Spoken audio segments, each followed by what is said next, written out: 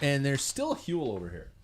Okay. Everybody can take some. Sweet. Except Paul. Is this a Huel shirt? It is a Huel shirt. And that's a wedding invitation. Too. So I was going to say, is it like a, sorry for your loss. Little gift basket. Yeah. Is this a 10 or a 12-hour day for you? This is a 12. 12? 6 to 6. Minus like 10 minutes so I could get here. Wow. Wow. Somebody could have died, but he was on his way. That's right. Just a routine emergency, I'm sure. Yeah, he just lost a leg. It's, Yeah. They already did it. Fine. It's not like we can sew it back. Those grow back. Yeah. Yeah. We're like lizards now, you hear? Yeah. That'd be so cool. Honestly, human evolution needs some work. Every time. I know. That is tasty. That's a good one, isn't it? It's very good. That's a really good one. And I don't know the rate of that. Sam's not here. Are we happy that Sam's not here? We know somebody is. Sam said he quit bikes, so that's probably why he's not here. He quit bikes? Why did he quit? Because I buried him. Oh. When? Oh. On the gravel ride Sunday, on Sunday. Oh, no. Yeah. Oh. Did you He's say still out there in the gravel somewhere. He was hoping for like another month. Yeah, no. no? Game over. Yeah. That's rough. I don't know. That's It was rough. probably just a good day. I was really angry about You things. left him in a pile of tears. Yeah. He was in fetal position, Yeah. Coughing blood. coughing blood I see him. in the shower. So No. It was so nice. Curled up in the corner. Actually, I imagined him like Willem Dafoe from Platoon out on the gravel road. Just yelling falls to his knees. Why?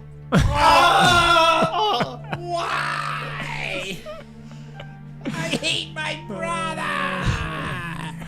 That was pretty great. Before we begin,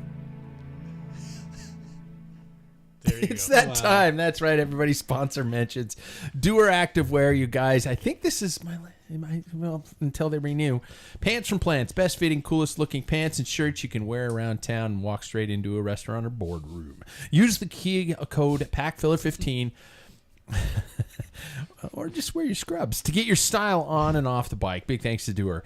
Mojo Cyclery and Reynolds wheels, folks. That you got right, you guys. Jackson is the believer in the magic of Reynolds. He got a great set of wheels, and they're stiffer than hell, and they sprint quickly. But they did absorb. I mean, we want stiff, but we don't want stiff, right? They're on it. Like I was telling Paul on a ride over the weekend, and you can tell a difference in these wheels. That's awesome. I just learned too, you can actually destroy them. And they will, like, you could just do what you did, and they'll just send you a free one. It's like a legit lifetime warranty. You can run them over with your car, apparently. Wow. What? Wow, that's good to know. That's really good to know, actually. Yeah. Good backup. Thanks to Reynolds. Thanks to Mojo Cyclery for taking care of us. Spokane's home for gravel. They do so much more than that. Head to mojocyclery.com or do the right thing and visit them in the Spokane Valley at 1405 North Argonne. Or if you don't live in Spokane, you'd say Argoni. Athletic Brewing, people, I'm going to say it, the best non-alcoholic option for craft brews out there. Truly, if you are interested in the growing popularity of beer without the booze, start at the top. Use the link for Athletic Brewing at packfiller.com. Okay, let's do this, shall we? Yeah.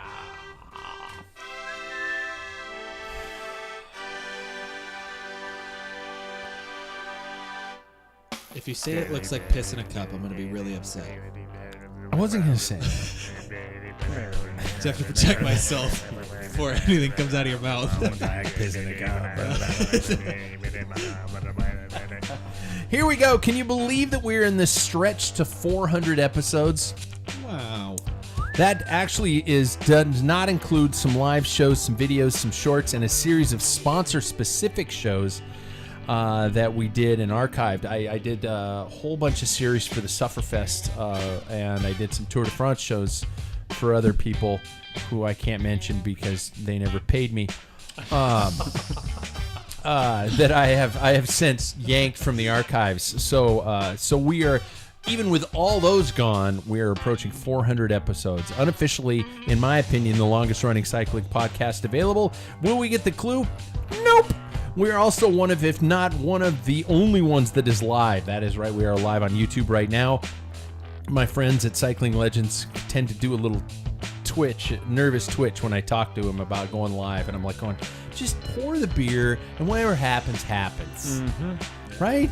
Come play with us on YouTube right now. Welcome to Life on Two Wheels. Welcome to the Packfiller. I am Pat Bulger. Let's get this show on the road.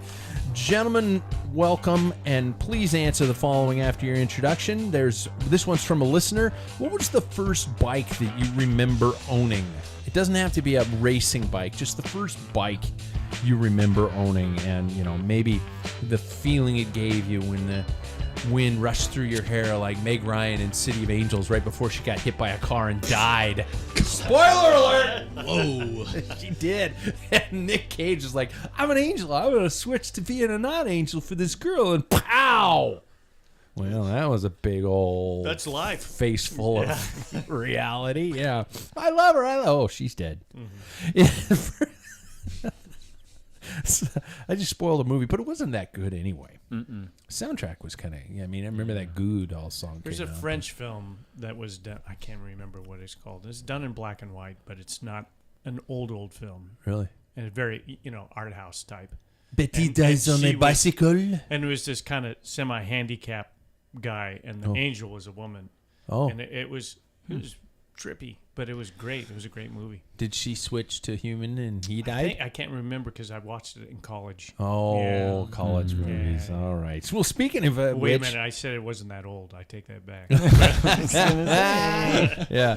He is secretly the best purveyor of Big Lebowski quotes. Speaking of movie, Mr. Paul Main, how are you, man? Good. Talk to me about your first bike that you recall and you loved, and it became a unfortunate. It was a hand-me-down. First step in addiction. I'm out of 5 kids. I was 4. Okay. My older brother had it, then my sisters, and then I had it, and it was called a convertible because the top tube was a removable piece. Oh my God! So the girls had to step through, and it's a 20-inch wheel bike with cruiser type stuff. Handlebars and seat and stuff. But that's what I learned. It was like, do you want training wheels? No. And bam. All right, bye. I think it was 3 years old. Wow. So I didn't have the top tube hooked on because I was too short. So I had to ride on the step through part. And I had that bike all the way up into junior high, and I actually converted it to, I don't know what the maker was, but I got BMX bars, and I used to jump the crap out of that. That thing lasted forever. I toasted a couple of wheels. I think the back wheel was kind of... What was it? You don't remember the model name of it? No, not at all. I just got it because it was like this piece that your seat bolt pins the back part of the the back part of the top tube, and then the front you had a bolt that actually bolted onto the front. So then you could remove it. But I remember because it looked like a tank almost. Yeah, everything's all modern now. They're just showing me frame bags because that's all the fuck. It was. I don't know where my parents got it, but I ran the piss out of it. So nice. I don't know if we can beat that one, you guys. So second of all, he is not so secretly a poster boy for the psychological definition of sibling rivalry, Mr. David Waples. If you were listening right before we went on air, Sam's not here, and that's because Sam is currently apparently crying in the shower.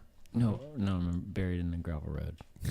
Or laying in the ditch. Got to clarify that. Yeah. Bullet riddled. Yeah.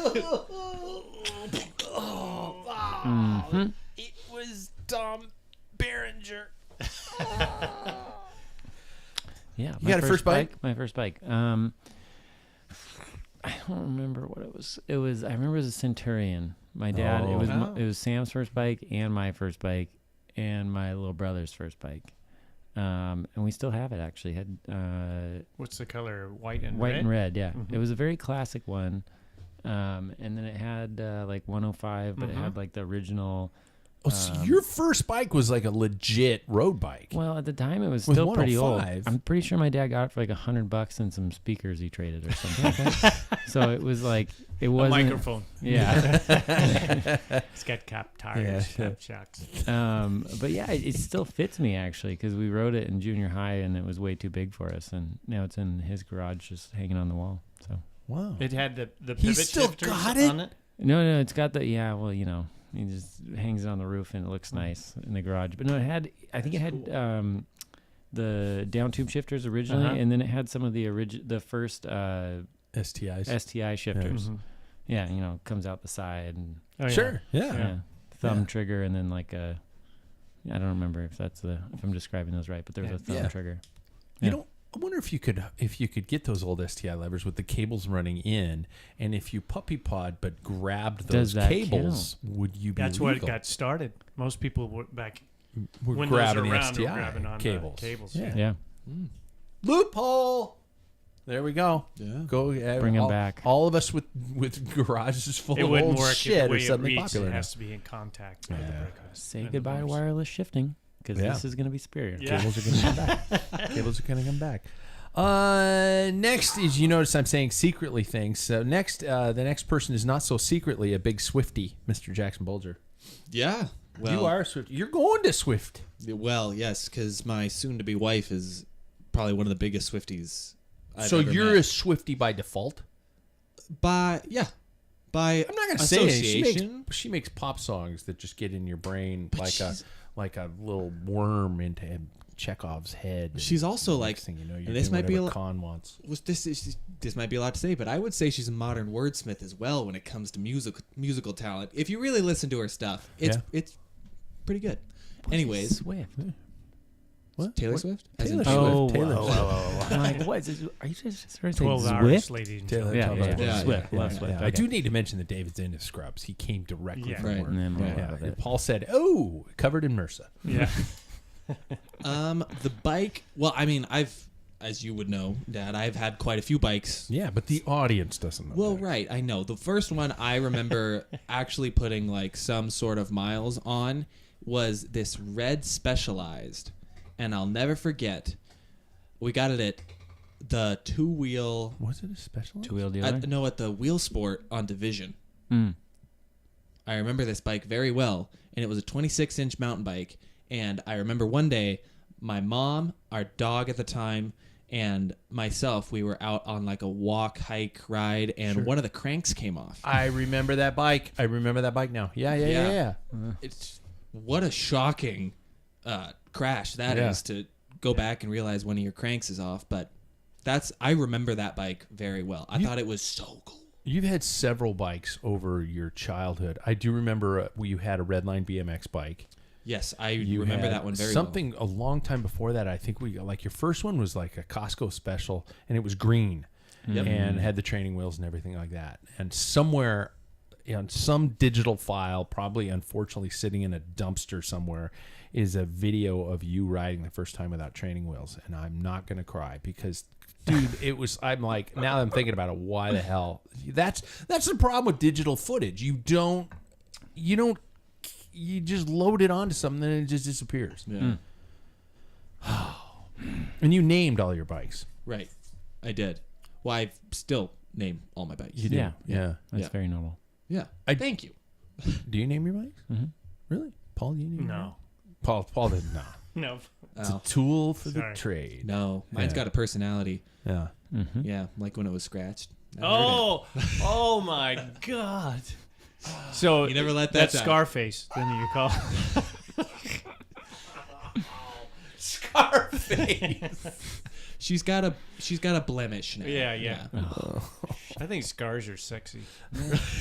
Well, she's got a permanent one now. My wife has one right Why across don't her it's eyebrow. on the back of the bike. Why don't we just call it a tramp stamp? Yeah. Well, those are intentional. I don't know if they are though. I mean, most of them are like. Yeah, I get a tattoo.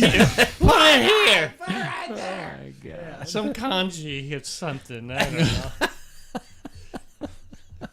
know. Okay, moving along. Me, I'm secretly an introvert.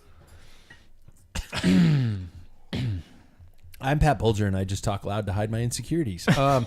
My first bike was the first that I really remember, and I actually had to look it up online, and they had the exact copy of it. I wish I would have kept that webpage up because it's a work of art.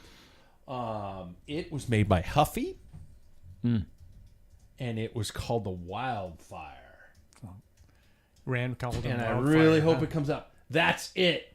That is it. And I can't really show it for the listeners, but that's what it wow. looked like. That's what it looked like. Nice Big fenders. I'll- Jack would I'll be drag happy. it over to the other monitor. Yeah. Nice. Yeah. That was it. And it Was had that- that. did that come Sweet. out before or after the song? You know what? It came out after the song because every time I wrote it, I sang that song. Michael Martin Murphy. Yeah. You know, and if you think about it, as a kid, I thought it was the coolest thing in the world to sing while I was riding my bike, but it's a depressing as shit song. A woman who just goes off into the night, Riding a horse and never yelling comes back. wildfire, into a storm, and she's dead. Yeah, so you know. Well, no it's more- got the no more cantilever. sod-busting That for bike me. has the cantilever they stole from Schwinn. So the top tube, then the lower half. Where are the brakes? This It's is a a coaster coaster. brake. You pedal backwards. Yeah. Oh, that's right. Yeah. Yeah. I thought I was the shit on that thing. Look at that saddle. The saddle's just beefy. For those of you who don't know what I'm talking about, just Google Huffy Wildfire, and it's the one with the nameplate in the center. It was so cool. You know, you'd think that coaster brakes would have gone by now. Nope.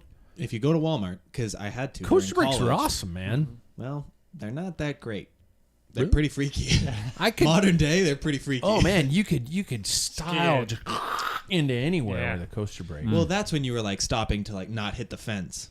You know. No, we hit the fence. Oh, yeah. Yeah, Well, the brakes were no helmets. Yeah, exactly. Just cut-offs, no shirt. See, Yeah. that's the thing though. You're like, oh, they were great, but now you're like, ah, they weren't that Two great. kids holding a sheet of plywood. They're the ramp, and Yeah. 3 kids are what you're jumping. That Yeah. was You did it. that was our video games. Just go and my. play outside. Parents don't know what the hell you're doing. Next thing you know, it's like How'd you get that tire mark on your forehead? I was the Little Pat missed the jumping. I was the third guy. Don't get me started on big wheels. You guys summarize the past week on the bike. How's your life's been like on the bike? David should probably start because Sam's not here. We can belittle the fact that you have now taken dominance at the top of the Waples chain of command. Well, after our ride, that was like last weekend. I didn't do much. I was pretty spent. Yeah. And then what was it? Thursday night race, right? Or Thursday night? Sam did his Thursday night throwdown. Yeah. That was a lot of fun. None of you guys were there. I know. No, Yeah. we weren't. I'm still moving. Nah, fair enough. yeah. I Yeah, was 2 days off a heart ablation. You selfish prick. fair enough. All right, I shouldn't have said anything. Wow. Whoops. Yeah. I still got. You could probably still see the black Oh yeah. and blue from the. Look at that. Yeah. Little bruise. I'm gonna sue. Yeah. Sue. So it was just 2 rides though. It was Thursday and then Sunday with Sam because I was camping Saturday and we did my first ever gravel ride. Like I never actually thought about it because I have a cross bike. But First ever Yeah, gravel I ride. just ride cross though. I've never like gone out to ride gravel roads. Wow. And it was actually really fun. Like we saw some really cool parts of the Palouse that I've never been on before. And then it just like, I don't know, maybe it's because Sam weighs like 300 pounds and he kept sinking into the gravel, but I just felt like I could kick his ass all day. It was great.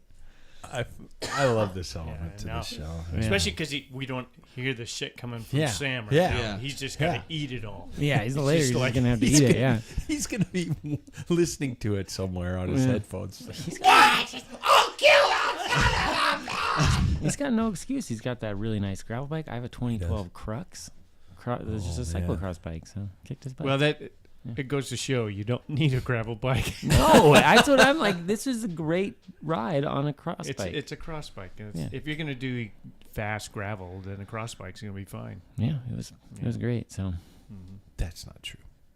That's not But it true. depends on like the gravel that you guys did. There's It was- no way the advantage is a gravel bike. well, That's- yeah, that- no, I don't know. I Well, mean, tell we all that, had the tell same. that to Pete Stedna. We all had the same tire size, so like I don't know. What are they getting out of it? Pete Stetna does like different things. Well, he does like gravel. like if you're going to do, in my opinion, Unbound, Yeah. That's you don't want a cross bike. You don't want Oh. that. No, yeah, because that's a lot. But yeah. what their type of gravel, what they did, gravel, just gravel roads. roads. Yeah, Yeah. Yeah, you don't like need a gravel bike Tropo for that. Leon. Mm-mm. Yeah. Did you guys watch Tropo Yes. Leon? Yes.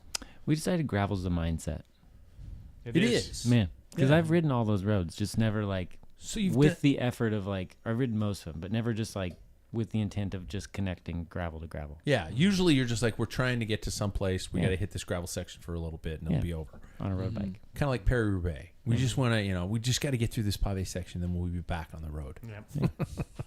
That's my kind of gravel. Before you know it now, though, now that you've started, before you know it, you're going to be swing back to the IPA tap over there, and you're going to be wearing And flannel. And, Well, yeah, Only if this Belgian runs out. you're going to be buying a camper van, And 650B will be in your vocabulary. It will. Shit. and you will not Yep. stop talking about tire pressures. Never ever stop talking about all right. tire pressures. Well, Peanut butter. try to Peanut butter save me. mud. Peanut butter. I don't know what that's. Oh, Jackson, how's your week? Good. I've been training like a lot. Nice. Yeah. To a point where this week I was like, it's race week. I don't feel like I have to ride that like as much before the race because I've been feeling like I'm killing myself. a Don't little want to do bit. too much. Yeah. But I mean, Paul and I got out on Sunday, which was really nice. Like we thought it was like a casual talking pace the entire time, but I got back and we did like almost 20 miles an hour the whole time. So that was like a pretty good. I was, Pretty great I was pace. talking. We were both. We were both Yeah. contributing. I just like talking. So anyway, did I ever tell you about this stretch of road? I was in a bad way. And I didn't feel good that whole ride. But Oh, no. anyway, Oh, it's, really? It's your I didn't even know. talk. We didn't even show it. I'll tell you that. Oh, I was hurting. Oh well. Yeah. He masks it well. For a guy who Me doesn't too. wear sunglasses, he hides his pain well. Occasionally, his eyes will go about a quarter inch farther back into his head. Right. He looks like some sort of a nocturnal creature, or one of those fish underwater. If he had a cord going over his head with a light bulb on the end of it, he'd look like that thing down the deep. But that's the only time you can really tell he's tired. Yeah. So couple rides, just couple. I did. I've been incorporating Zwift in there just so I can actually like stay on top of it. Sure, But sure. Every time you get I always try and get some sort of like a high intensity effort, just some sort of burst of stuff, and it's been good. So feeling good nice. for this week. Paulie, you're Yeah, moving. I went. There Yeah, I'm moving, packing, and stuff. So missed Thursday's TNT, and then Yeah. that was a bummer. I wasn't there. I know. So Yeah. yeah, Yeah. you pointed that out. So Couldn't help but notice. I couldn't do Saturday's ride Mm-hmm. with you guys. So then I ended up riding with him on Sunday, Yeah. and I rode today, and I had a weird thing. I have a course that I, if you're in Spokane, it's Eagle Ridge. There's development, and it comes off this highway 195, and anyway. Cookie cutter houses, I call them. Yeah. It looks it's like a a development. modernized version of Edward Scissorhands. Track homes. Yeah, yeah, Mm-hmm. yeah. But there's a series of different roads that I climb, and there's 4 of them in there. There's Cedar, Lincoln Way, Eagle Ridge, and Mill. Not Mill. What is it? You what's- could make up a name and we would all believe you No. at What's the this point, steepest but- one that's it- right off a hatch? White. Oh, White. That's road. what I was White. saying. That thing is horrible. So I did. Yeah. That's what I did. Oh. And I get home to download off of my Wahoo onto it, for Strava, and it has my course, but it said I only rode for 8 seconds. But you can see the map. You can see this. You are a walking computer virus. Yeah. But you're mobile I think because it you might be only a mess up user. mobile devices. Yeah. Yeah. I think it's a user problem. It is. Yeah. There's Might so be. many times I just see him reach back into his pocket. I'm like, going, he's not eating. He didn't turn his computer on. Because I don't eat. That's the topic, though. Yeah, that'll be an interesting topic for you. All right, my turn. I'm coming a week off the heart ablation, and I did not ride until Saturday. Sunday, I had the pleasure of being the start line MC at the largest timed running event in the world. You were on the news I was on the TV for the best volunteer On the ever. TV, Yeah, they huh? called me the best volunteer on earth. You were getting paid. And so I knew I wasn't going to be able to ride on Sunday, and so my doctor, when I got the ablation, said, you should probably give it about a week, but if you feel good, go out and go. And so I left the house here on Saturday. I was like, okay, I'm going to go ride. I'm going to just try and do a couple jumps, see how it feels, maybe do about 40 miles. I got, just like in Lewiston, I got a mile max away from here. I was turning, for those of you who are local, I was turning 14th to go down towards the Rocket Coffee, which is a coffee shop we meet at down there. Downhill from here to there. Took the turn through the intersection, stood up on the pedals, and it just went. The heart just went right back into AFib, and I was like, oh man. So, and I look on my heart rate monitor on my woohoo, and I'm soft pedaling, and I'm at 140, and then I kind of hit a little bit of a climb and 180, 190, and I was like, actually, that's impressive. I wish I could take a picture of that to prove I could still hit it. But then I soft pedaled home, got to the front door, opened the door. My wife looked at me and she says, "Oh shit!" And it wasn't because she had a stranger in the house or anything horrible like that. She knew. She said, "You come home early. I know this is not good." So the doc told me that if I had any to expect some AFib moments between now and as everything starts to kind of heal, and that could be up to 3 months of that. But they said if I ever get any bouts that last over 24 hours, that's when we have some concern that things aren't working. Sound right? Yeah. The good news is about 4.5 hours later, I was fine. I was back in normal rhythm. Nice. So, and I have been since. The bad news is I got on the trainer yesterday because I'm thinking to myself, okay, I don't want to get a mile away from the house or heaven forbid 20 miles away from the house and have it pop back in, soft pedal back home. Everybody's going by me going, speed up, asshole, or something like that. So I was the sidewalk. That's a person on an e-bike. Yeah. No, and I didn't want to, run into that situation. So I have been riding the trainer for a while just to kind of be in that safe place. And Waffles. Yeah, I hopped on the trainer, and I started pedaling, and I shifted my fucking rear derailleur, and my shifter froze. It broke. Did you hear it? Did you hear a ping or a crunch or anything? No.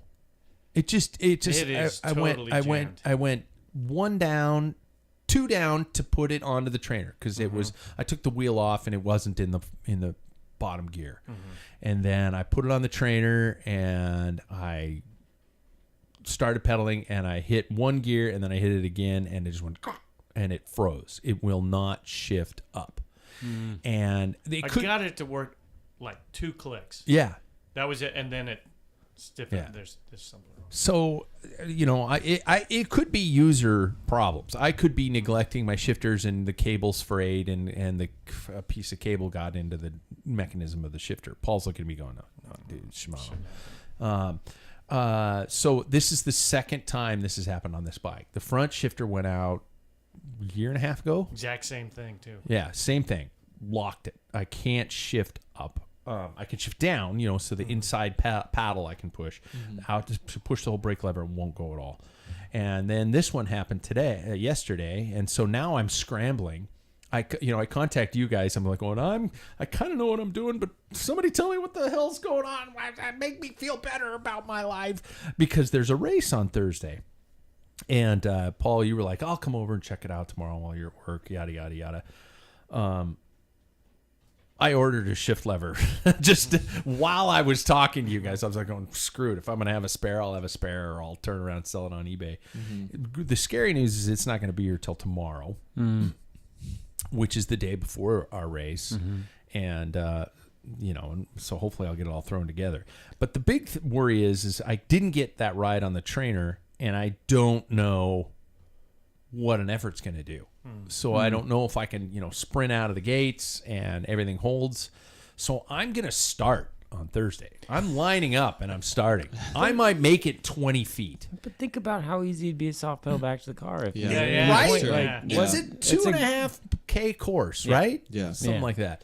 And so, worst case scenario, and of course, my lovely wife, who's worried about her husband because I'm a gravy train. She looked at me just like going, "Are you sure?" And I'm like going, "Honey, what's the worst that could happen?" Go back. Well, I could die, but no, I'm joking. But I go into AFib. I just pull over to the side of the path, turn around, and come back and watch you guys race. So Still a good night. Yeah, Yeah. exactly. So it's not like I'm doing any major worry. I wish I had the time to know this shift lever comes in, get the bike ready, hop on the trainer, and do some stuff tomorrow. But the timeline is just not going to allow it. So This is gonna reveal that clearly I'm behind in our text thread, but it's not just where the 90 degree occurs. You can just fray it and break it right there. no, like it's the not. common- It's not a No. cable. It's the shifter. Hmm. Yeah, The shifter will not. You can disengage the cable. The shifter does not move. yeah, Hmm. yeah. Wild. Yeah, that's Second time it's happened the to me. same thing. The front Yeah. one now is rear. Mhm. Yeah. It's on the wall. Yeah, the front one's hanging up behind Paul's head. Yeah, is the wall of shame. Never had that problem with down two shifters. Yeah. I'm just Hey. saying. Can I Amen. get an amen? Or yeah. electronic. Amen. Yeah. So I don't Although know. I've seen a couple of thrown chains lately. Just saying. Yeah. Who are you looking at? Who are you looking at? You looking at me? He's Or he's Sepp, switching. or Sepp Kuss threatening taking his own fingers Yeah. off by changing the batteries in the batteries. middle of Yeah. a race. Well, and that wasn't even the problem. No. yeah. And he dropped the battery. Yeah. Well, yeah. Was he Yeah. going to stop? It fell out of his Yeah. hand. Oh, stop! Sorry. Well, he I did Yeah. about 100 yards later. He did come to a stop, Yeah. probably for a bike change or something like that. Well, and you guys will be proud of me. This almost deserves a round of applause. I actually worked and cleaned the bike yesterday. Good man. I even went to REI, got a chain cleaning kit. Whoa. Changes the game. Get Yes, your it floor does. super dirty, but Absolutely. it's worth it. Floor super. You don't put a rag down. You Well, towel I down? put a garbage bag down. Oh, okay. But- good. Yeah, I ended yesterday and I was like, I had just like midnight black hands. Yeah. Yeah. You get some rubber gloves. Yeah, Yeah. what the? Well, I Rubber had- gloves and those blue tarps are also good for that. Right. Other than just that hole in your roof Right. that you use it for. Or camping out when you're a privateer. Yeah. Then just- Right. we're only about 6 months away from David being that. He's got the stash already, so he's might as well just What are we referencing? Privateer? Gravel. Privateer gravel. being a gravel guy. No. That's the key word. I'm a- Privateer. Now you just think of one thing, and that's gravel, because Yeah. everybody puts Yeah. that title in. Yeah. I have been offered a challenge, by the way, from my actual editor at Cycling Weekly, Mariah Rook. She's been on the show several times. She great threw a person. challenge my direction. I want to know if you guys want to join in with me. She assigned me a challenge to do hill repeats on the same hill for 30 days straight. Oh, wow. White. Do white. Oh my God, that would break my heart. It's only That's a kilometer long. It's only a kilometer long, but it's like 15 to 18%, isn't it? It's 20. 20, yeah. Say What's- 18 to 20%. What's the hill repeat? Like 1 or 2 or what are we talking about? You know what? It's not specific, but go and probably at least ride this at least once every day for 30 days. I would just do Hatch because it's right by. Yeah, I was going to Yeah, ask you guys what would be the The hatch hill. is too traffic oriented. It is. I mean, heavy. Jameson. That's what I'm going to do. Yeah. I was going to do Jameson, Pretty but close. it's I would it's do a 10 like- 15 minute ride from here, so that means Well, I would do Eagle It's a good for Ridge. you. That Eagle Ridge is great Eagle Ridge because is a it good is choice. it's same distance though. and then you go up to the top and then you drop down because it's like a boulevard where there's a separation between Yeah. traffic going up and down. Wait. And you can descend like I've hit like 55 miles an hour going on the descent, and then you just go up. But the thing about this is it's not a speed related challenge. It's not a Strava related challenge. It's what does doing hill repeats on the same hill do for you, do to you. Mentally, physically. Yeah. Emotionally, spiritually. Well, there's a good chance now we know Sam likes to curl up in fetal position. Yeah. That Right, we probably learned might that. happen You might to not him find me that. on this side of that road. Yeah. So I'm thinking Jameson. That's what I'm Yeah, leaning towards. that's a good one. I think Eagle Ridge would be a nice peaceful one because you're right. Hatch would be. It's like, all yeah. residential. Yeah, and It's it's low busy at traffic. the end of the day. So. But the problem Hatch is, I don't busy. know if I'm going to be able to do it at the end of the day every day. Podcast nights, I get Yeah. home and we come straight down here. So those will be days So- I'll have to go early. That's how I am too, though. The So days every we do a day- long ride, I have to find a way to get to that climb at the end of the ride and do at least one time up it.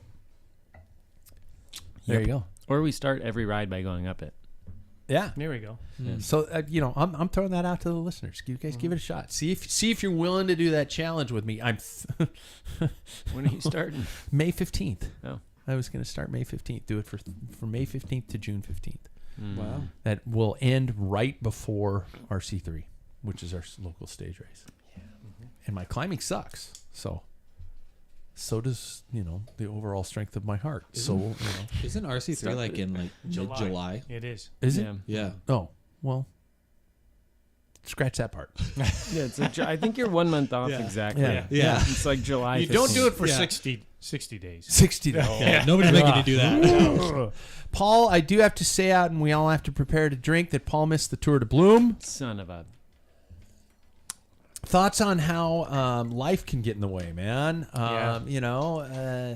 Well, it hurt because I got an email saying, here's your start times, blah, blah, blah. I'm getting all from it. They do a fantastic job. Yeah. I mean, I even got a survey of how I thought the race went, and I wept. Buckets of tears. like Sam. Yeah. Yeah. So, yeah, it's too bad. And I wanted to, but I don't know if I can. I wanted to look at the results and stuff. This was their biggest year ever. Really? Mm-hmm.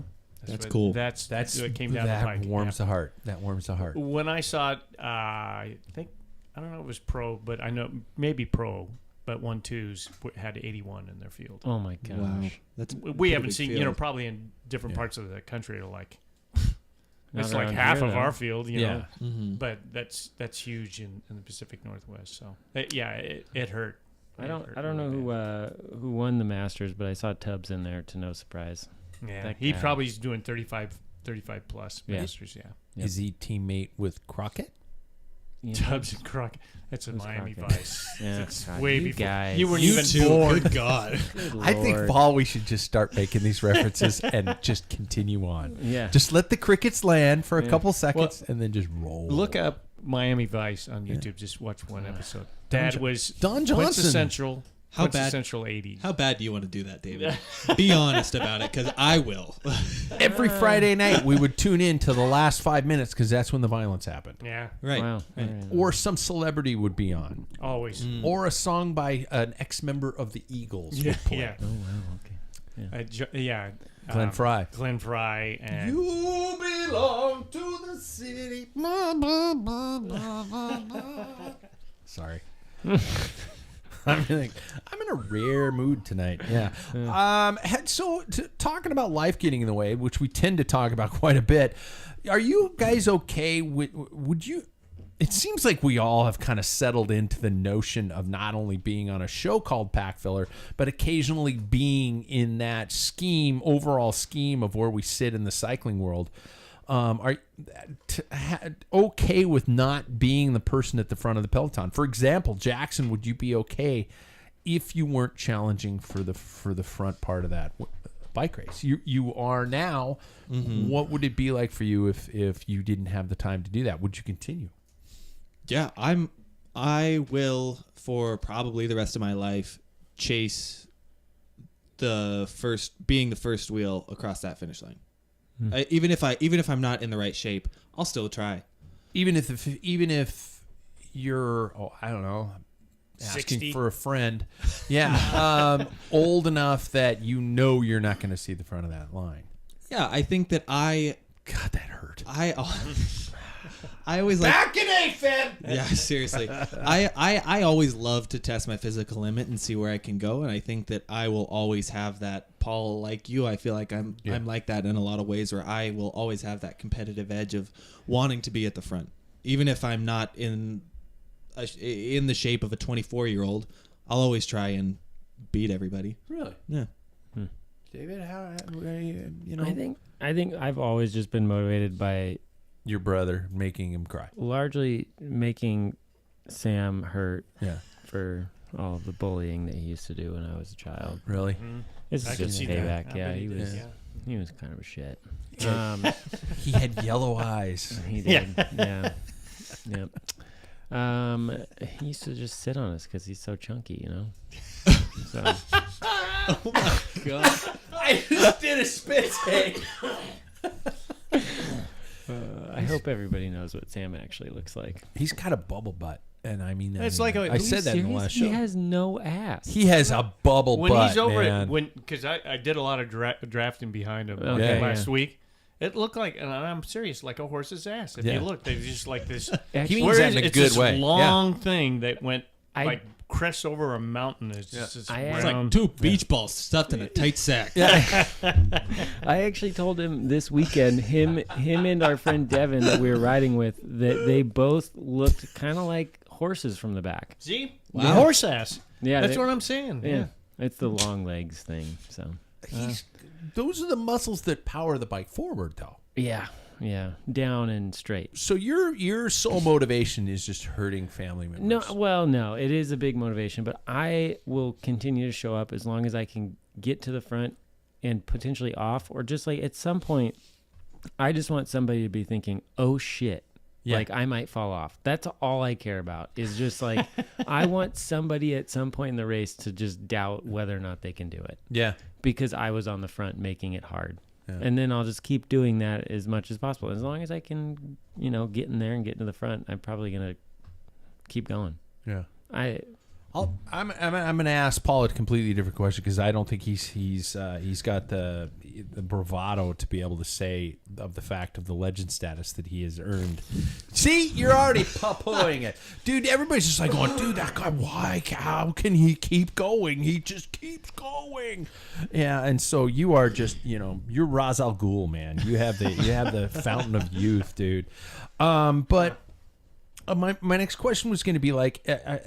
Did anybody ever have those dreams of being a pro roadie? You had a plane ticket to go to Belgium. That was it. Was that It what? was France. France. So that's mildly ironic. That, Yeah. Mr. Belgium was going to go to France. What were the dreams back then of being a pro? For example, for you. For me, I started way late. I mean, my first race, I was 23 years Yeah. old. So I had a lot to catch up. And by the time I was 25 in 2 years, that's when I had the opportunity to go to France. It was a teammate of mine. Her mom was from this particular part of France, and they had family there, and they were willing to house. And a team was actually interested in housing, having me on the team and stuff. But I came into the crossroads, I'm 25, what I'd love to go and I'll experience, racing and see how far I can go. That was the ticket. And then I also put in for financial aid to go back to college. And I got tons of money to go back. And I'm like, then I'm, at 25, I'm thinking I'm really kind of screwing the pooch here because if I don't make it, then, I just passed up my future. So, I made the choice to stay, and I met my practice wife that same year. Practice with, yeah. Practice makes perfect. So I'm starting to think back. The waters, honey. I think I looking back, I probably should have gone to France, even if I didn't make it. With a practice wife in the picture. You could be working at St. Bernardus by right now. Yeah, I could be. Oh, Yeah, which is funny because this place is where Trolo-Brion. Yeah. It's not far from there. That's the region where. Really? Wow. David, now with medical school, was cycling just a side project, or was there just occasionally lying in bed at night going, I could be a pro? I mean, it would have been nice to go further with it, but it was always second to like knowing that I was just doing it to fill time until I was ready for medicine. Yeah. Because getting into medical school is not easy. It took me 2 years, so it was a great 2 years in between college and medical school. I just raced bikes. That was it. Yeah. That was all. I had like dishwashing jobs and like just enough to like make enough money to pay for gas to races. So Yeah. but to me it was always on the back burner to going into medicine. Yeah. Yeah. Jackson, you soccer probably burned your brain out for that kind of dream of grandiose. Was there some, or I mean, do you still think maybe I might be a couple sprints away from some World Cup points? Right, being a Cat 4, I'm almost there. Hi USAC. I'm still pissed at you. No. I'm trying not to swear. Yeah, I thought- yeah, Jackass poopy heads. yeah. I thought we got the 3 last week. No, Well- you weren't here last week, and I lost my shit on air. Yeah. Apparently, Yeah. he doesn't listen to the show either. Yeah. So these are apparently not USAC official USAC races, so that's why they don't count. Oh, so these don't count for points? No, No. they Well, don't. Good to know, because that endorses my current strategy of just making everybody hurt. Just go like I Yeah. said a dog in a squirrel park. I did hear that part. Yeah. Okay. Oh. So Somebody we said- listened to somebody- the first 3 minutes, or somebody somebody said- told you. Somebody sent it to me. Oh, okay. Oh. Okay. But I mean, there was some definite hope when it came to soccer. Like, I Yeah. mean, there were some college, We there were were some really, eyeing really colleges. big college Yeah, talks. yeah. But I mean, other than that, I've just kind of recently started seriously racing. So I Yeah. mean, hell, I'm 24. Who knows what happens when I'm 25? Yeah. You never know. I could be asked to go to France. Yeah. Well, you got a good wife in the future, so it's not a You do. practice. I Right. went with the practice. Not good. So Yeah. you're going a different direction. Yeah. That's Yeah. the difference. So, yeah. But I mean, I'm like, career-wise, I'm super open to whatever comes. Sure. If EF comes knocking on the door and asking me to ride the tour, hell, I'll take You that. never know. Yeah. Yeah. But I don't know if that's gonna happen. So Okay. I pursued it full bore. It was my life in high school. I was a bike racing nerd, and so much so that my senior year semester I left to live at the training OTC. center, the Olympic Training Center, and it was everything. And while at the Olympic Training Center, I was diagnosed with Epstein-Barr, which is kind of a chronic fatigue, and came back to Spokane. My father and a couple other people put me on a training program, and then I missed the Olympic trials by one place. They took the top 10, and I got 11th. And so I mean, it was ongoing life for a long time, and obviously it's still a big part of my life. And I'm really glad the way things turned out in the long run. Would you guys, in reflection, I mean, we all talk sometimes about the life of a pro, and does it still seem romantic to you, or does the reality of what those guys are going through and women are going through ever make you stop and go, oh my God, no way. I love racing my bike, but there's no way I would want to live that life. Do any of you guys have that mentality? yeah, I mean, I think, Or if EF called, would you be like, yep, I think that free bike?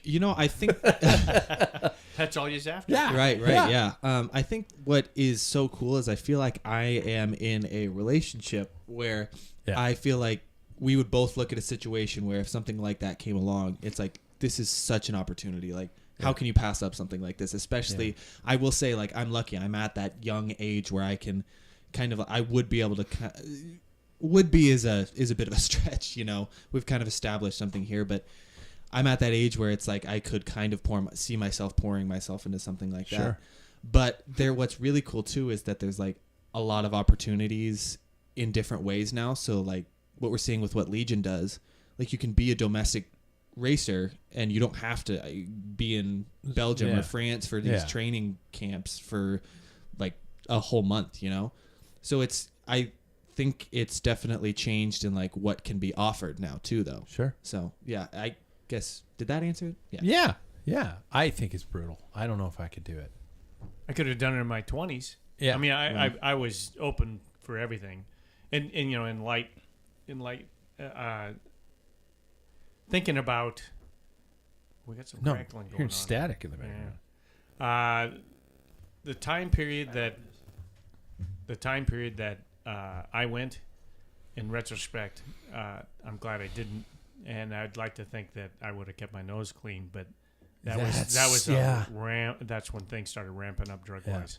Yeah. And here I have people sponsoring me, my brother, and I had a couple of families who are willing to pay the cost of that just to train and race in France. And then if I'm at a point where I'm like, I'm going to let these people down. I don't know. I mean, Really? and, you know, you Really? start reading all these people that did drugs, you know, in that time period. It was the way Brian Holm said, you know, we didn't even think anything of it. It was like in the 70s, smoking. Everybody did it. Yeah. You know, it's just one of those things. And he goes, you know, in retrospect, when you look back, it's like, oh, God, that was terrible. But it was that time period. So I'm glad I didn't, you know.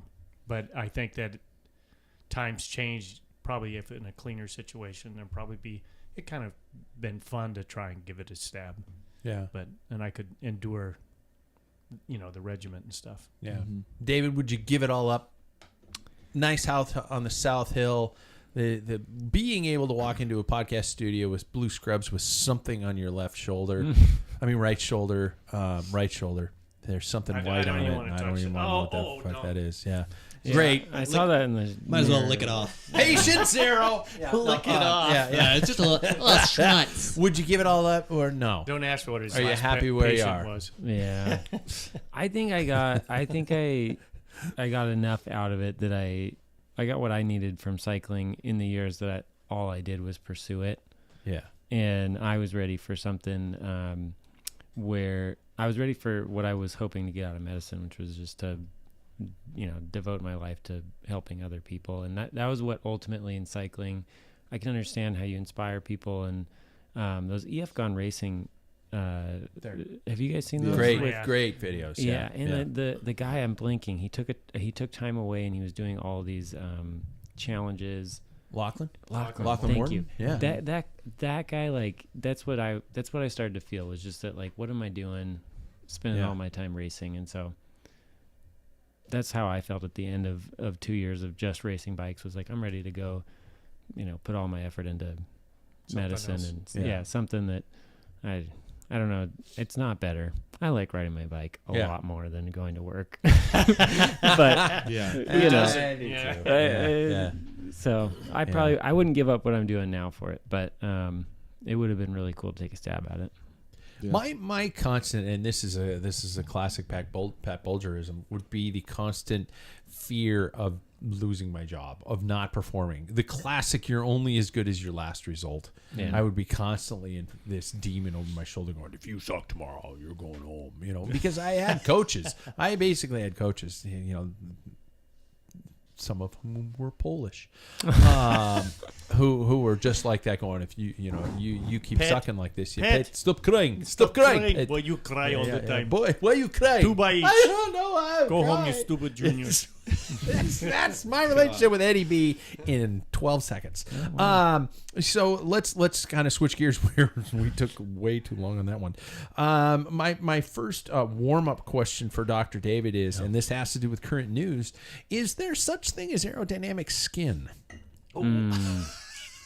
You don't have to answer that because recent reports from various cycling publications have indicated that Remco Evenepoel has gifts beyond legs and lungs, everybody. That is right. In wind tunnel tests, his skin suit has been revised to allow his arms to be exposed, as they are apparently faster than high-tech fabric. So DuPont or Evenepoel. The commentators from GCN nailed it today, and they said that he simply decided to paint a skin suit on for the next time trial. Holy shit. My genuine question, is this legal? I mean, is this legit or bullshit?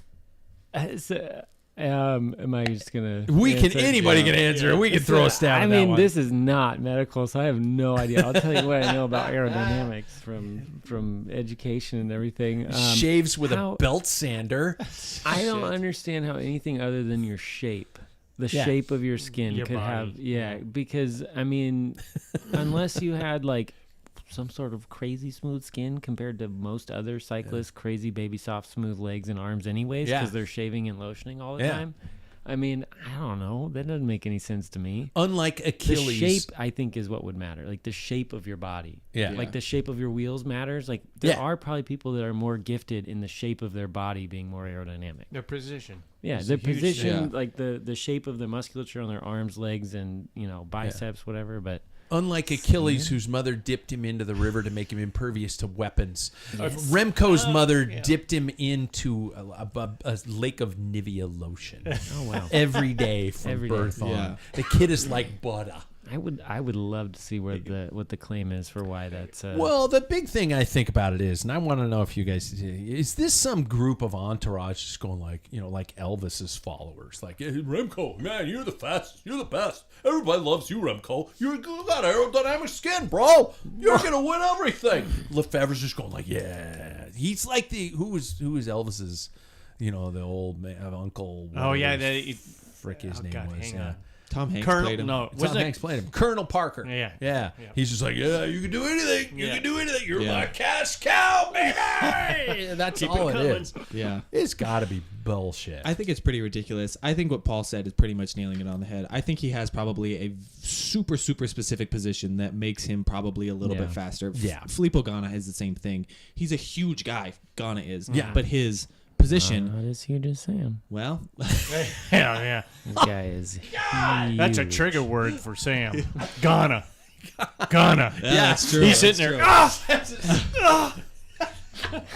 He is. He is now on his knees like Willem Dafoe in Platoon, just going. You guys need to see that movie if you haven't seen it. Depressing as shit. But I don't Anyway. think that Remco is any more aerodynamic than anybody else. I also think that the fact that he's a short king.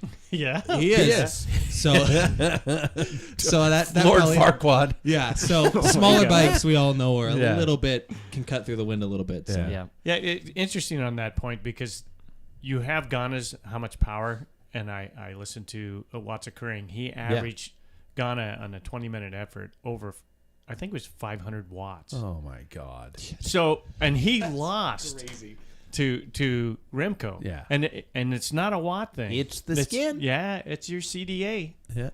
So his position, he sits so low, and it's just the way he sits on the bike. I mean, you got to have power too, but you don't hear about how many watts he's putting out. I can guarantee. I bet you anything he's not. It's all about position, Yeah. and this is an indication how crazy this aero thing has gotten. Ugh. It's just absolutely insane. Yeah. To me, and it probably started at a bar. Somebody had his fifth, like Westmala. Yeah. It's on the skin. And then some news reporters like, he's got special. Some would say, let's be honest. After the first day of the Giro, many were just going, well, wonder what else is on. Yeah. That it was over. However, there have been some cracks. First of all, he lost the jersey today, probably intentionally. But we can all agree that if you watch today's stage, the last climb, there were 0 Soudal Quick-Step riders alongside Remco. Whereas Ineos was, however, on both sides of the peloton driving it. Honestly, the left and the right side driving it on with different lineups. What do we think about the next 2+ weeks in terms of what's going to happen in Italy? Can we all probably agree that this is Remco's to lose, but there are several chinks in the armor? Yeah, I mean, I think to me, this reminds me of a 2020 Tade versus everybody kind of situation. Yeah. I think he could really do it, but I think that what we don't have anymore is a pretty hefty thing called COVID to take some riders out. Sure.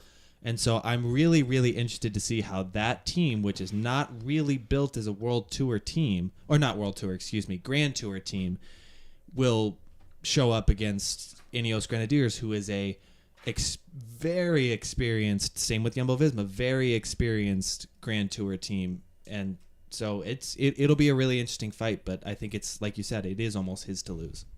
I think how many of those guys got it in the earpiece? Now they were up front quite a bit, but if I was the director and you could see that Remco was not in any, stress or I would say everybody shut completely down. Rest. We've got the third week is one of the most difficult last weeks in the Grand Tour in years. It is nasty. So that's probably, I would think that's what they were. If they didn't, I would be screaming if I was the director. It's like, okay, he's okay, get out of there. We got to save as much energy as possible. But I could be wrong. No, that's not a bad ploy. That's a not really a good way to idea. go about it. Speaking of pro racing, I just for the sake of time, I have to kind of move forward. But I will honestly say that if you did not watch the women's Vuelta, you missed out on an absolutely amazing race. I personally far more exciting than Giro's been up to this point. I think the Giro stages have been just like snooze fests until the last 10 minutes. It's a classic old Giro. It's like that, hey, piano, piano, piano. Okay, now you go. Yeah. And then they all just haul ass to the finish. So I hope it picks up. But the fact that race came down to that final stage that came down to 9 seconds, and the fact that Annemiek van Vleuten just showed that she will not go quietly into that good night was an unbelievable race. I thought it was. Jeez, I was just kind of watching it. I was just going to clue him because he misses all like go quiet in good night. That was a long time ago. Yeah, that's a guy. You know, I I had no idea what you're talking about. So I'm just like, Rage Against the Dying of the Light. Yeah, She's what, in her 40s against Demi Vollering, who is in her like pretty early 20s, I would say. Yeah, that's crazy. And that final stage win came down to a tire width. Yet Annemiek still won the race by 9 seconds. I think it was 9. God, I hope I'm right. Yeah. So 9 seconds that it came down to. So Annemiek, an unbelievable race, and how women's racing is dialed in right now. I will it's say so great. I will say I think that I will stand by what I've said previously about Demi Vollering, is that I think we are seeing currently the next version of her. Yeah. Yeah. Because we all thought Vollering was going to be a sprinter. Not really. No. Yeah. She's everything. Yeah. So before we get to the topic for tonight, I do want to take a quick break. I'm taking longer than the break to allow for some of our sponsors to sell you something that might maybe pay off to me, but I think it comes in like Greek dollars. Tonight, what was my time when I did that? Okay, whatever. Tonight, I want to talk about fueling you guys from the days of bananas and Nature Valley granola bars. Paul knows what I'm talking about. Choke on those things. It was like swallowing glass. I have them for lunch every day. I love the them. crunchy ones, though. Yeah, I have them for lunch Really? every day. Yeah. Can you imagine those when you're exhausted and anaerobic? Yeah. It's And like you're sucking in the oats. it's like swallowing glass. Well, you ever gagged on a Fig Newton? Yes, actually, those were our second alternative. They're awful. Back in the day. Yeah, that's all we had. Leave it at that. Yeah. From those days to today's all but direct injection methods, preparing for and in competition fueling, not to forget recovery fueling options, are massive and varying in their lengths of success. So we're going to talk about fueling tonight. We're going to break down what we know, what we do, what we have done wrong, and what we avoid. So let's peel back the curtains a little bit. How important is fueling to you? Am I just revealing the fact that I'm kind of ignorant about it, or is everybody else just kind of do it like, are you scientific about it, or are you like, oh shit, I'm hungry, I better eat something? Nice voice. Yeah. That's a good one. I used to set a 30-minute timer to beep on my computer to remind me to eat every 30 minutes. And that was years ago. And now I almost just drink plain water and eat nothing unless the ride's over 3 hours. And I don't think that's the right thing to do. Because Paul's agreeing with you, and then That's you just what I said, do. don't I'm just think saying. it's the right but thing to do. like one of the things I can't help but think about on Sunday kicking Sam's ass was that somebody gave me a packet of this like massive.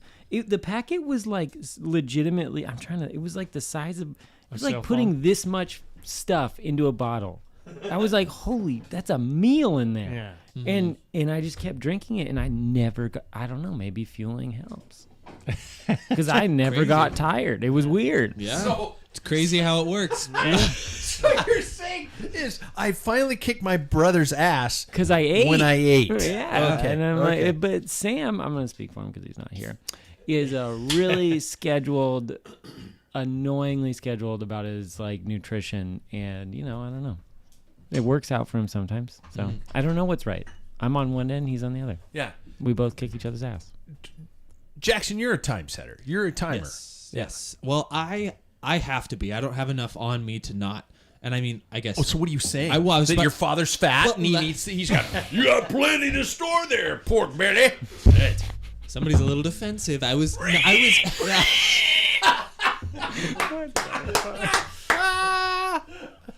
What I was gonna say is Roll him back into the ocean. He's drying out. we're all bike racers here is what I was gonna say. So I guess none of us really do. But I have to be. I've faced too many instances where I've come home and felt like hell, or I've been halfway through the ride and I feel like I'm gonna throw up. So I don't want to be in that way anymore. I used to think it was an hour. Now I have it to a perfect science. Really? It is if we are going on a ride, a good like Paul, what you and I did this weekend. We were out for 3 hours, 2-3 hours, something like that. I had eaten 400. I know for a fact that 2 gels are 200 calories put together, and so I had eaten a very specific amount. What I do is every 30 minutes I'll eat something, and What kind of gels, Jackson? it's untapped maple. Oh, Yes. Nice plug. Wow. And so I'll have one gel, and then the next thing I'll have is a get ready for that. Get ready on that On the belt? that button. Yep, is a Scratch Labs. No. Is a yep. It's a Scratch like a gummy. So I'll do that, and then I'll go back to a gel, and then I'll switch. I like to go from liquid to solid because it keeps my stomach from all having one too much thing. When we did the chafe, I just strictly did gel, and that was Bad. Eventually, I had kind of an upset stomach at the end of it, and so I've kind of very much figured that out. But the bottles, I also have calories in as well. Yeah. So no matter what I'm putting into my body, I'm getting calories from that, and I felt amazing during rides this year. Mm-hmm. Paul, do you think about it? Oh, you were saying you I've agree with tried the a 3 lot. hour mark. That's just me. That's me. But I have a tendency to go into hypoglycemia. And I do. We were You and me, though. sponsored back in the early days by Honey Stinger. Oh yeah. Did you remember that? Oh yeah, it was like direct injection of. I would pure seriously honey. just go. It's like, man, my bottom bracket's all packed with crap in it or something. The brakes are rubbing. I was just like, oh yeah, and I'd feel go diaphoretic and you just it's nasty. So, and I've always dealt with that in my life. So, for me, it's just experiment.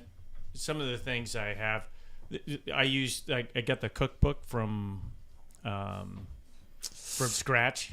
Yeah, and so it's the portables and those rice bars that They you are make. good. They are good. With the coconut. I like the coconut and rice. Oh, you lost me at coconut. Though. It's coconut milk and rice Those are and, good. and blueberries So or are- raspberries. Oh man, I have a question while you're answering the question. I guess are you more of a savory guy? I have to be throughout. yeah. You are okay. You're a Interesting. bacon guy, Really? huh? At the pit stop, at the Grand Fondo, the tent in the middle, you just want to get the bacon. No, don't you? I don't. I don't want Walk the bacon. straight up to that big pile Yeah. of greasy. I do. well, dirty shrimp carne. are the pork of the sea. You There. dirty carnivore! Don't bring up shrimp. the pork of the sea. Yeah. Yep. But to me, it's like carbs. I do well on straight sugar? I don't unless I'm Yeah. in desperate need. So like, I stopped and I grew up with Coca-Cola Classic, where before it was Coca-Cola and then became Classic, but now it's just Coca-Cola. It's again. Coke. Yes. But the sugar just puts me off. So Coke Zeros taste almost exactly like it. So I just get that because it has no sugar. It has all the chemicals that's screwing me up. Yeah. But outside of that, Because usually, What are you getting from it? If there's Yeah, flavor. how is that going to help you ride your bike? And it isn't, but that's just something I like. But I use I Coke. slam the Coke for the sugar high. Yeah. Usually on the way home from a long ride. And I do. That's when I do use regular Coca-Cola. Yeah. And that son of a bitch Sam found when we stopped last week ago last Saturday. I was Coke in the mad. bottle from Mexico, which is real sugar. And That would have we're been all better. sitting on the curb high with our high fructose. fructose corn death. Yeah, yeah. Yeah, that was Mouths good. are all coated with I don't Just- know whatever it is. Yeah. What'd you say? I said except for me. I didn't. You had Gatorade though, which has the same shit in it. Well, it's just I see. That's another. Well, Well, it's that's just- a heavy liquid on my stomach. I know what will make me throw up. I think Coke it will make you depends. throw up? If it's fizzy on my stomach, it will Really? make me throw up. Yep. Okay. Well, your dad and I grew up with warm Coke that's been sitting in a bottle. Well, exactly. Yeah. You try to Flat. you try to defizz it, so you open it up early, and then you mix it half and half with water. Makes and sense. my coach would hand me that in a feed zone, and I remember getting that, and it still had a little carbonation in it. So you grab the bottle, put the nipple in your teeth, and you again. pull it, and it'd go. Pull the nipple? Right, you just a little bit of a spray of that carbonation into your face, and you knew that heaven was on its way. It would just be that first drink of diluted, almost flat Coke with Cane like sugar. 20K left to go in a race. It was the most wonderful thing in the world. Yeah, but getting back to me, it's like I can't. Getting back so to those, me? Is Getting that what back you- to me because Yeah. I'm really important. Okay. So with those rice bars, if I'm going out for something around 4 hours, I gotta have that. Yeah. Yeah. That's what's going to sustain me. But if I start, if I'm in a bad way, I always carry the untapped maple. Because I can feel it. I know when I'm starting to get, you can just feel a little Yeah. bit. Too far. And that with a little caffeine, I get the one with caffeine in it. Yep. And then that gets me through, because if I didn't have that, I'd be in deep trouble. Now I'm on like getting sugar because my blood sugar's down. So, but slowly. I got to admit, it's something that I know is important, but I forget. Yeah.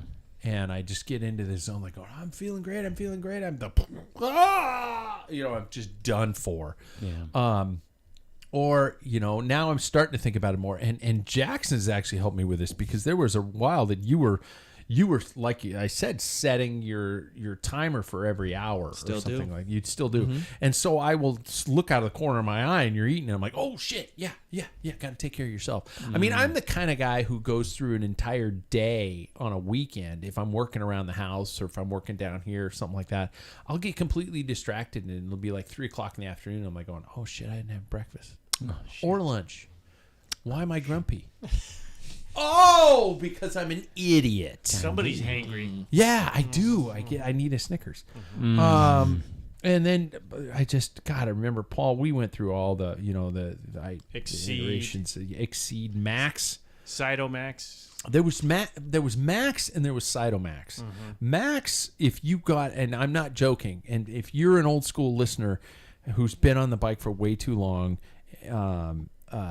you would remember the fact that Max, if it dried on your bike, you couldn't wash it off. Wow. Yeah, we're putting that in our bodies. Yeah, and we drank it by. How about Unipro? Remember Unipro? I It was think like so. this is just salt Oh with yeah, some kind of flavoring. Oh, It's yeah. like, Ugh. a lot of them were like that. They were just bad options back then. And then and then a lot of us, the joke about the banana in the back pocket. You took a banana because it was a great source of just natural fuel. yeah. I'm a fig bar guy. Yep. You mentioned that. Ate a My lot God. ate a lot of Fig Newtons. I ate a still do. shit ton of Fig That Newtons. is what back I'll then. bring on a long ride if Yeah. I need that. Banana and Justin's peanut butter. You guys ever done that? Yeah. That's a good one. Or almond butter, really. I don't do the peanut butter. Makes me God, burp. here you with your stupid diet shit. I'll never forget These though. hippie shoes. Yeah, look at that. I'll never forget though. We were at the top of that climb where you were showing signs of heat stroke, and I put I never see how you had to throw in an insult about me there. Well, I just had to let Remember the viewer that know where we time, were. Dad? It was a great day. You suck. But No. I just remember I was like, oh, this Fig Newton's gonna taste great, and then I was like, no, it's so dry, and I Really? just like Dry? I honestly I gagged and I spat it out. Oh my god. So, yeah. I got a fig. And then I was so exhausted that I just crawl into the gutter. You and grabbed eat, it. You- eat the yeah. You didn't even Yeah. didn't even use your hands. It's like The an early animal. power You threw it bars up were in- like that. The early power bars were just Your glued. jaws were Yeah. just like, I No, remember if those. If it was under 60 degrees and you went to eat a power bar, you were strengthened out. Yeah. You were just like You lose a feeling. Schwarzenegger at the end of it. It's yeah, like, you poop out a feeling eventually. Oh my god. Tink, there it is. I have a good buddy who says that when he eats a Cliff Bar, it's just like corn. You just it just It's a tracer. rejoined itself on the way back. I can't out. eat a It's Cliff like Bar going, anymore either. Wow, it after came that out stuff. whole. A whole Cliff Bar. I have I have a Fig Newton story, and it was in a race. So I was getting to the point. I was starting to bonk, and a teammate of mine says, I said, do you have any food? And he said, yeah, I have a Fig Newton. I'm like, God, you bet. He hands it to me, and it's just like, and it was Yakima, the Treetop Classic, which was 80 degrees, and we're in at the 50-mile mark. It wasn't in a wrapper. No, he had to just put it in his back Son pocket. of a bitch. It was like it sucked out all the Exactly. moisture. the cake just sucked out all the moisture in my mouth, and I'm like, whoa. And then I'm like, Right? Sucked in like part of the cake part, and I'm like, and then I'm almost out of water, and there's no feed for another 20 miles. Right. I'm trying to wash this thing down. It was nasty. Thank you so much. Wait, what did you just? Yeah. Getting a lot of Fig, not a lot of Newton. Yeah, you know what I like mean? the fig. I like the fig. Yeah, they But were I good. don't like And then the they noodles. made different flavored ones. You know, they Yeah, still that's do, stupid. I'm sure. Yeah. You know, like the raspberry fig and stuff like that. No, they were delicious. No, they're full. And they were guaranteed rest stop food you could eat. Yeah. Do you guys, speaking of rest stop food, are you guys okay switching around, mixing, matching different types of nutrition? Or is there like, I have to have this? I know some athletes who are out there who are just like, and most of them tend to ruin their rides with a swim and a run. But a lot of them are so picky about their fueling that if they switch to any other brand, they're in gastric disorder and they're vomiting all over the place. Do any of you guys have those issues, like a weak gut? I don't. I just eat whatever's available for the most part. Yeah. If I'm lucky enough to remember to bring it. To be honest, most of the food I bring on rides, I'm getting from the hospital currently. Really? Yeah, from the cafeteria because they have Cliff Bars, like Luna Bars down there. Yeah. And Sam, while we're on the topic, I don't know how lame Oh, it is. you're eating Luna bars after you were told what's in Luna bars? Estrogen, yes. Yeah. yeah, Wait, what? Yeah, they have Don't you Yeah. remember that in the show? they're for women. You wouldn't eat That them. wasn't on the show. That was on a bike ride. Oh, was it? I Somebody was told thinking me that there was estrogen in a Luna bar, and that's why it was for women. And I was like, and this was when I was in college. I was like, shit. Should I eat them, or do I want estrogen or not? Will I grow breasts? Will I grow? But will I be faster? yeah. But Sam, on the other hand, he has poor a very Sam. particular stomach. He really should have been here. He brought this on himself. Yeah. He has a very particular stomach. His stomach, I feel like he's very particular about nutrition, and if he does it wrong, you'll know totally. about it. Yeah. Yeah, it gives you tainted meat. That's how I got you. That's He's going full Tom Dumoulin on the side of a road somewhere. yeah. But when he gets it right, and he kicks everybody's ass. So Do you guys have any post-ride rich fueling requirements? I mean, because we talk about Sam, recovery. God, what a weirdo! We need Sam here. Yeah, he was pissed that he wasn't going to be able to talk about Well, he's recovery. still in the ditch crying. Yeah. Yeah. I just want to make okay. Go on. All of a sudden, although now his head just poked up like there was a great disturbance in the force somewhere. Yeah, millions of voices crying out at his expense. Do you guys have a post fuel? Like, do you go straight to the scratch recovery? Do you drink a athletic beer? Do you do something like that, or do you just like going? I just get home and I like Peter Sagan taking a handful of gummy bears at the end of rides. I was just like, personally, because I love gummy bears, but that would make me probably need to shit within an hour after the ride. Interesting. See, I am Gummy bears make you shit. They do. That's really interesting because The Harbo ones? I'm a big fan of Albanese. See, but there you problem. Albanese Originally is the best. are Harbo, and they're German. They wouldn't do that to you. Oh, right. Yeah, if You anything, you're shall gonna not you'd be poop. constipated. If anything, hold it until we are telling you. See, the reason why I keep saying the reason why I keep saying that's very interesting is because I am very sugar based. Yeah, With, like are. I can handle like a good amount of sugar. I think that's why the Cliff Bars and other things like that really upset my stomach. And what we were talking about earlier is like moving to other brands. It can kind of be a dangerous thing for me, but moving into a recovery setting, I don't necessarily I'm not going to take a handful of gummy bears, but I have noticed the effects of having some sort of like recovery beverage opposed to not specific recovery and, specific. Right. Yes. And I think like the scratch, another ching ching, but I having something like that does actually help me. I am a little irresponsible, and sometimes I do forget about it. You know, it's very easy. You're moving quick. You kind of just forget to put that in a bottle and walk out the house. But Yeah. It has an effect. And I think Sam, like David mentioned, he is very responsible about that stuff. He's got the podium legs. He's got a recovery specific beverage. Like, it does help after like a hard day. I rag on him, but there's pretty good research and data to support that you should be using recovery drinks. Chocolate milk even? I don't know about chocolate milk. I don't know. I think there has been some like chocolate milk versus the real ones, but like I don't know what it showed. I've heard chocolate milk is not necessarily the most productive because there aren't those specific like things that it's replenishing in your body. It's just it's a lot of sugar. Yeah. So it's kind of helping in that, but you probably know a little more. Well, I don't buy already made chocolate milk because then they put all kinds of things to keep it, chocolate like. So it doesn't separate. Wait, it doesn't come from brown cows? No. Shit! Yeah. Anyway. But it'll be interesting to see. So what do you think, as Dr. David, what are the things that your body needs to refuel at the end of a ride? Is it protein, sugars, both? Both. Yeah, you do need protein to rebuild. I mean, think about it like as you've essentially expended your glycogen stores in your muscles, your liver, depending on the length of the ride. So you need glucose to replete those, especially for the next day. And then if you're I think that depending on where you're at in your training, you can tailor your recovery drink. If you are in the middle of a weekend, you might be just focused mostly on carbs because that will replete your glycogen stores. You're not going to make muscle gains on a race weekend. Whereas if you're early in the season, you need some carbs, but you also need more protein because you're building muscle, you're repairing muscle. So it's, I think it just depends on where you're at. I would say race weekend, focus on your carbs. Training weekend, focus on getting a good amount of both. So it's so nice having a professional because I talk out of my ass, but you have something behind it. Yeah. Yeah, and I'm a broadcast professional. Sam like stuff. Medical professional. Excuse me. I apologize. Sam, I wish was here because he actually does this stuff. I don't do it. I know I should. Do you really wish he was here? No. Do you really? I'm so glad he's gone. Yeah. He's going to regret he's gone after this episode.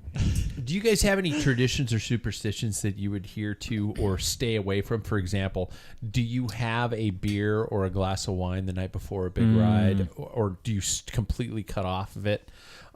Is there something that's like, I got to get up 3 hours before my event so I'm digested and ready to go? And pick one of any traditions you might hold. For example, before races, I was always told to finish eating 2 hours before the start, and I still adhere to that rule. I used to say don't drink the night before, but now I'm like, well, I might get the DTs. So I David got that joke.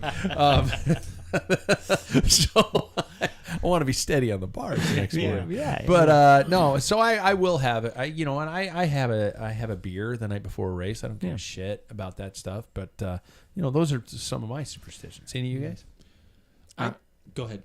Okay, I won Sea Otter as a 3 after I stopped by, on the way to the race, I stopped by the 5-hour energy tent. And they gave me a free sample, and I slammed a 5-hour energy and just destroyed. And again, I think it had nothing to do with the 5-hour energy, but for like 3 years. You made a deal with Satan, and all it did was take a year off your life. And for 3 years, I would not go to a race without a 5-hour energy. Wow. I have no idea what it did to me, but like I did it. So anyway. Vitamin B to the gills. Just like, and you pished most of that out. Probably. Yeah. Jackson, you got any rituals? I don't know about superstitions nutritionally, but I definitely, and I didn't do this the last time we raced, and I got to do it this week. I didn't have a chapstick in my pocket. Whoa. Oh, that's not fueling. It is for me. I probably am clinically addicted to it at this point. I blame your Aunt Lori for that. Makes your skin more arrow. All comes back. Call back. So, name for the show tonight: aerodynamic lips. So this week, everybody watch out. There's going to be one in the pocket. That's right. That's right. But nutritionally, I think the 2 hour before. I remember hearing Phil Guyman say that it takes 2 hours for oatmeal to digest in your system. So I will agree with that. You agree with Phil Guyman? Yeah. Even though I've been telling you my entire life, you were going to agree with Phil you Guyman. have not. I have told you so many times we got to finish eating, but now you know what?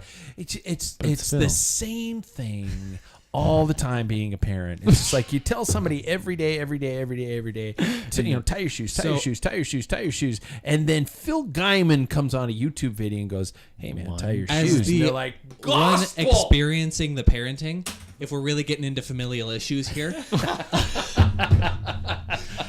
you never said that to me. I did too. I will put my hand on a Bible right now and say that I have had zips an hour before a race, won the race, threw up after the race, and that was not because of you. Well, Zips. Papa Burger. take your hand off that Bible because it's Papa getting Joe, warm. I mean. Papa Joe. More like a double. Paul, you got any? double. Paul, you got any rituals? I don't. I know at crits I like to go hungry. Really? Yeah. Weird. Hungry for the victory. I was about to say, have eat an competition. espresso. Yeah, that's right.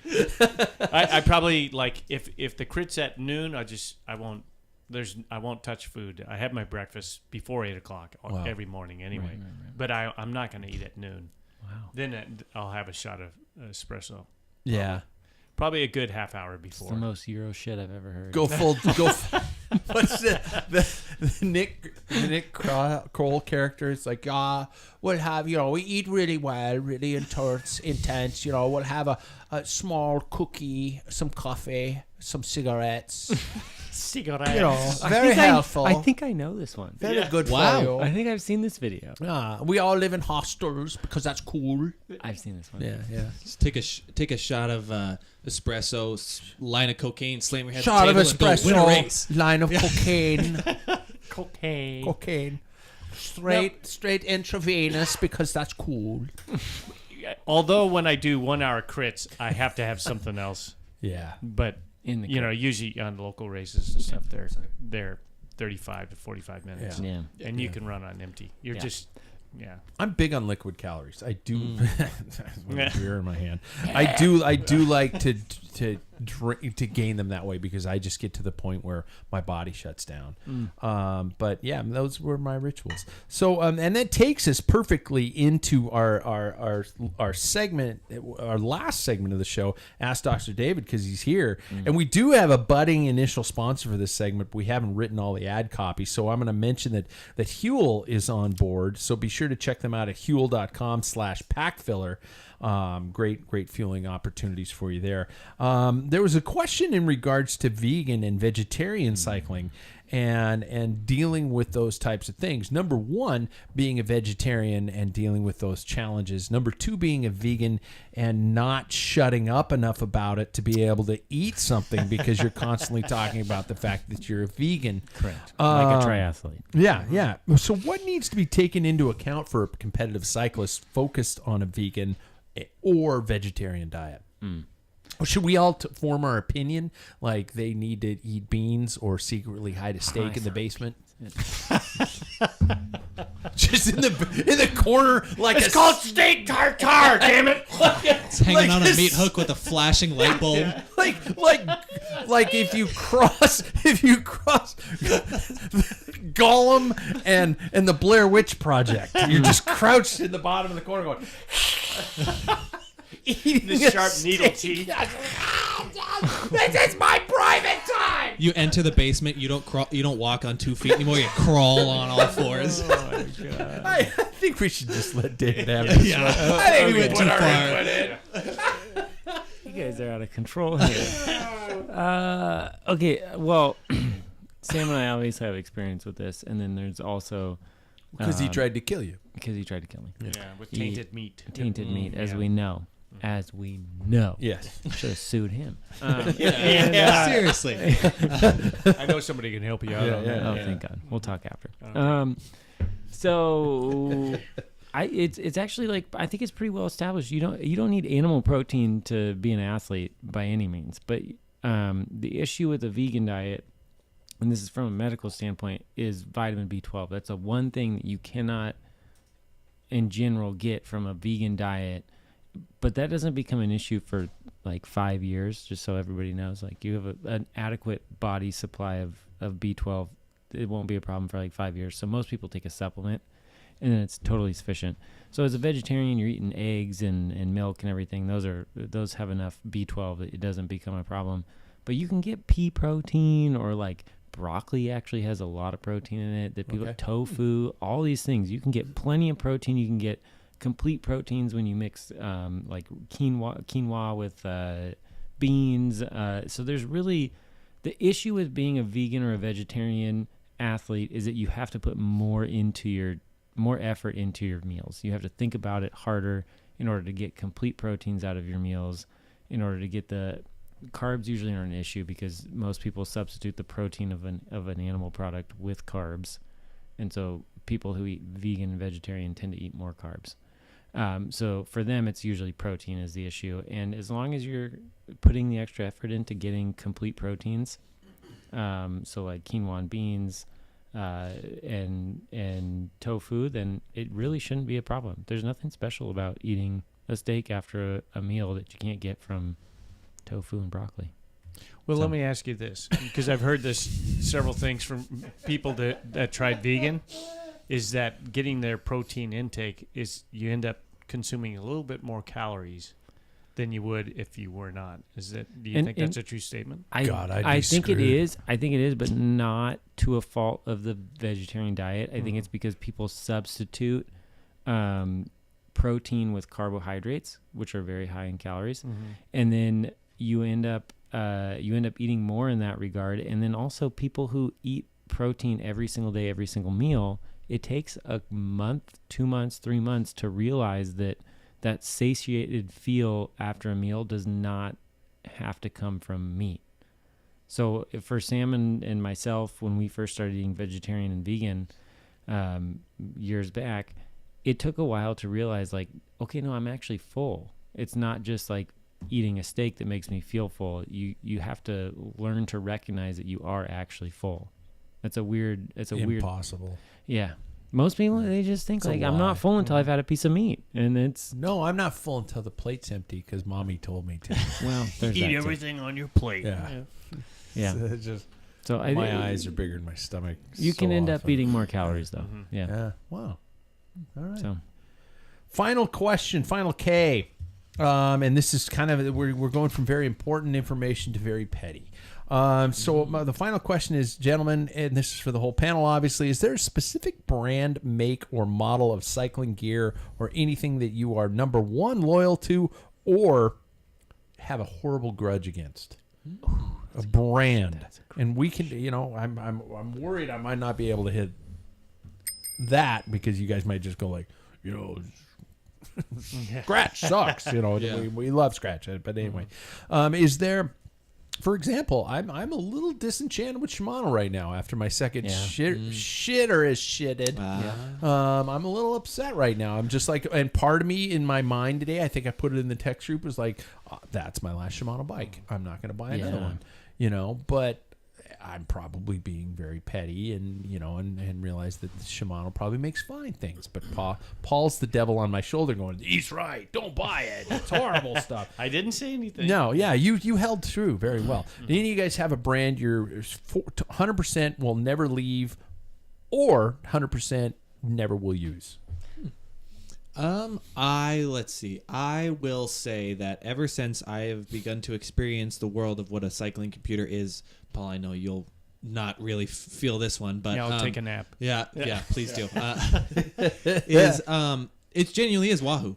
It's just like the interface of it all, like the way I can add and customize my own screens, but I still have buttons in there, is a very nice thing for me. And it's a format that I've learned, and it's like switching from it's like switching I will. It's like switching from Android or iPhone to Android, It's like you have to learn a whole new system.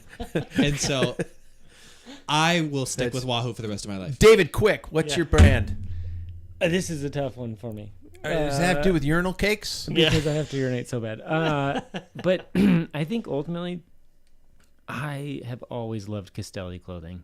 Oh, really? Yeah. Okay. I really like specialized shoes and helmets, but I don't want to say I would never leave them because I would try other things. But Castelli, I wear other things, but if anybody offered me Castelli, I'd be like, oh yeah, that's the stuff. There we go. Drop your headphones. Go use the bathroom. Thank God. Paul, got any brands you're loyal or anti-loyal? Loyal, I can feel both. By the way, I expect him to go running up the stairs like a kid. You know, when you was like Christmas morning, you're like full animal mode. Like your hands are on the stairs too. Like Yeah. Anyway, so sorry. I love ASOS clothing. Yeah. I'm loyal to something that I'm very happy with until it fails, and sometimes it only takes once. If it fails bad, if it happens twice, I'm done. Yeah. I did that with Pearl Izumi in the early days. I loved Pearl Izumi, and then I had one failure.